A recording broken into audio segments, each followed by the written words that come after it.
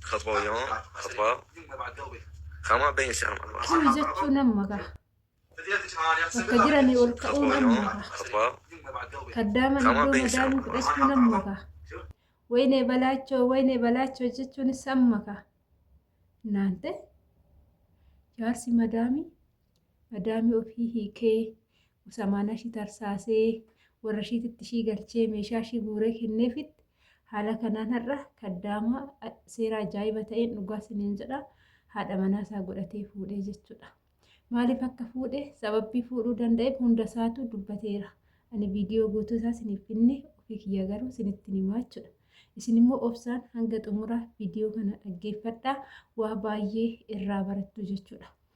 Egaa shamarra harka fuunee kabajamtootaa fi daawwattoota hordoftoota keenya nageenyi koo kan jaalalaa fi kabajaa bakkaa fi lafa jirtan isiniif haa baay'atu.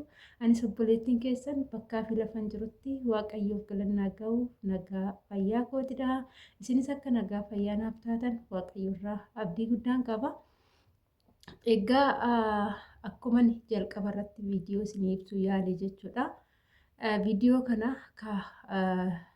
jaarsi madaamii yookaan immoo abbaan manaa madaamii jechuudha. Dhugumatti haadha manaasaa kana ni hiikee ka'eetti sarraatenyaa manasaa hojjettuun manasaa kun yoo xiqqaate waggaa 10 manasaa hojjettee jirti.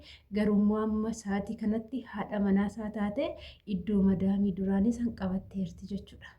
Wanti kuni dogongora moo gaariidha? Sarraatenyaan takka jaarsa madaamitti heerumuun faayidaa qaba moo faayidaa hin qabu kan jedhu yoo ilaalle jechuudha. Yeroodhaaf waan akkanaa kana keessattuu ijoolleen hojjettanii xaartanii bu'aa dadhabbii keessanii bakka bu'ee dhabdanii bakka isin harkaa bibbittinnaa'e jireenya kana filachuu dandeechuu jireenya kana keessatti galuu ni dandeessu jechuudha.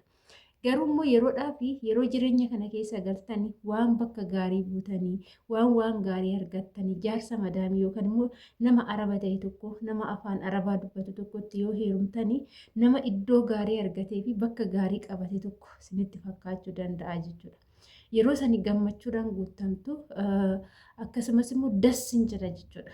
Akkuma argitan amma gammachuudhaan guutamte dhattee cinaa teeche koonna cinaa taa'e jedheeni gammachuu guddaanan dhattee cinaa teechee erga cinaa bezawee bubbeen akka maleedha samuuna kana sagalee yookaan seenu ta'e jechuudha. Kan waqtii bubbee waqtii awaaraati sinin jedha nama falchaadha. Garuu manan jira maskootirraan as seenaa jechuudha. Innaayi na cinaa taa'e jedheetti shittoon ishiin dibatti wayinne jedhe. Garuu gochi wanta kana kan raawwatanii seera qalabatii kaawwannaa ramadaana keessa jechuudha. Isiniif galee ramadaana keessa garuu maaliif fuutaa maaliif haadha manaa kee hiittee sarraatenyaa fuudhuu kan si dandeechise maalidha jedhamellee gaafatamee ture. Mikeenyaata qoobsaa jedhamee kan isaaf qoobsaa jedhamee kan yaadu tokko dhiyeeffatee jira. Sababa kana godheefis dubbateera maal dubbate kan jedhu asuma keessatti argattu jechuudha. Egaa isa gara isaatitti maaliif akka fuudhetti odoon darbiin duratti shamarri keenya akkuma fedhellee yoo ta'e dogongora jaarsa arabaatitti heerumuu ilma arabaatitti heerumuun an akka mataa gootti.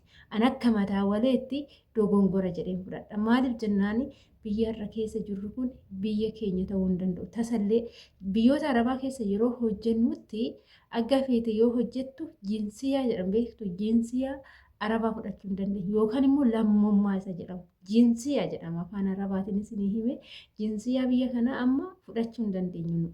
Waggaa 20 miti umurii guutuu odoo biyya kana keessa jiraatte lammummaa biyya kana biyyoonni arabaa lammummaa siif hin kennitu. Odoo biyyoota gurguddatti kan akka Kanaadaa, Ameerikaa biyyoota kanneen odoo ta'e si waggaa 5 lammummaa biyya sanii fudhachuu ni dandeecha. Waggaa 5 guutte taanaan Ameerikaa keessa jiraatte waggaa 5 gaafa guutte lammummaa biyya sanii fudhachuu ni dandeessa. Akkasumas Kanaadaa biyyoonni faranjii hundumtuu akkasuma. Garuu biyyoota arabaa keessatti obboleettii koo dhugaa sin jedha aga feete umurii guutuu odoo teechee lammummaa biyya kana sii kennuu hin danda'u jechuudha. Mootummaan biyya kana lammii biyya biraa lammii koo gochuu hin danda'u seera jedhu qaba jechuudha. Kana sirriitti hin beekani jarri kooti sirriitti natti waan ta'eef jechuudha. Kanaaf har'a gammadee boru immoo wanti tokko yoo sirra ga'e gadi baasanii qoshaashatti si gatu jechuudha. Yoon kanas hin jedhu amma jaarsicha kanatti heerumte namni dhiiratti heerume shamarri takka dirqama ilmoo fiddi kun immoo anaa miti kan uume waaqaa mitiire. Ilmoo kana gaafa deesse inni ilmoo keessan sirraa fudhatee raawwateet osoo ati hin beekin osoo ati waa tokko hin beekin wanti kun narra ga'a jettee odoo yaadiin si fuudhee tikkeetti sitti muree booletti si baasee si gatuu danda'a jechuudha. Si gatee ergas ilmoo waan barbaadu sirraa argate haadha manaa isaatiif fedhu haadha manaa isaa deeffata fedhummoo haadha manaa lammii isaa kan taate araba kan taate fuudhuu danda'a jechuudha. San ta'e nu gola madaamii keessatti dalagaadhaaf malee heerumaaf akka biyyaan baane obboloota sammuu keessa tasallee hin baasina. Aguma fedhan sinitti kolfanii sinitti tolanis tasallee isaaniif fuula hin ifinaa jechuudha. Hojii nuti kan mana kana keessa jirru hojii qofaafi jechuudha. Egaa kanas hin jedha. Kanaafuu dogongora kana hin dogongorinaa jecha maaliif fuutee sababni ati fuuteef maalidha haadha manaa kee maaliif hiikuu dandeechu jedhamee gaafatee intarviyuu ta'ee jira jechuudha.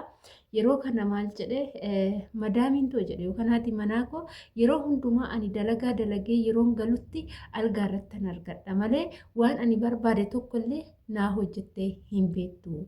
Akkasumas wantoota hanqina mana keessa jiran wanta na barbaachisu wanta anaaf ta'u hundumaa kan na kaddamaa ba'e ishiidha. Wanta ani barbaadu hundumaayyuu baay'istee naa hojjetti na gammachiisti. Haadha manaa kiyyarraa garuu guyyaa tokko gammadee hin beeku. Ishiin teessee nyaachuu dhuguu fi bilbila laaluu qofaadha. Kana bichaan ishiirraa baree kanaafuu ergaa namni tokko hojjetee na gammachiisee waan ani barbaadu hundumaa erga naa godhe ergaa kana naaf gochuu dandeeche garuu haadha manaa koo akkan godhadhu keessi koo ni eeyyame. Isheen mana teessee haadha manaa kiyya jedhe sun sa'a 24 kana bitii san fidi jettee saniin booda lukashii olirra godhattee algaa isheetirra taa'u malee an abbaa manaa isheetu ta'u quba nan qabdu. Sababii kanaafanii jaaladhe ishii sarraatiin nyaatanaa. Yeroo hundumaa yaame kana hoon jedhan daftee naa fiddi. Waan kana hoon jedhan daftee naa dhiyeessiti. Akkasumas immoo haadhuma manaa kiyyaanu kana naa godhi jedhee yeroon gaafadhutti ishii yaamte ishiidhaan godhi jetti malee tasaasoftee an akka abbaa manaa ishii ta'etti kaatee waan san naa gootee hin beektu. Nam fuudhee wajjinan jiraadhe malee guyyaa tokko na kaddamtee hin beektu. Ishiin tun nyaataaf dhugaatii qofaan mana koo taa'aa jirti. Maalan irraa godha nama boruu gaafan illee waaqa kiyyaaf galata galchuudha kaasa jedhee kanattan kana fuudhe jedhee dubbiin kun qubsas ta'uu danda'a qubsas ta'uu dhabuu danda'a koonna bira taa'ee jedheeni ergana bira taa'ee jedheeni booda wanti kolfaan nu fixe jechuudha. Shittoon ishiin dibattee shittoo ajaa'ibaati.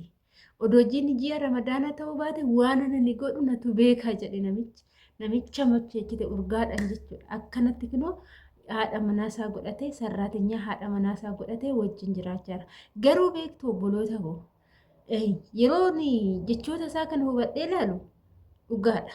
Amma mana fakkeenyaaf iddoo inni jiru mana ana jiru kana keessatti wanta hundumaa ijoolleen maal nyaatti maal dhugdi maal uffatti mana barumsaa akkamitti deemu abbaan mana hundumaa jechuudha. Anatu alaaftinnaa fudhatee anuma ajajatu anuma gaafatu waan nyaatan waan dhuganis misaa irbaata qursii hunduma ana gaafatu maal nu hojjennu nan jedhu wanti manaa yoo dhumate namichi narratti dawwalee maaltu jira maaltu dhumate naan jedha malee ishii haadha manaa san qubaayyuun qabu jechuudha.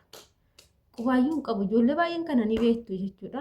Innaa kanaafuu jechuudha yaa obboloota koo garuu odoo ta'eeyyuu immoo dogongora kana dogongoruu hin qabnu. Gaheen keenya sirriidha.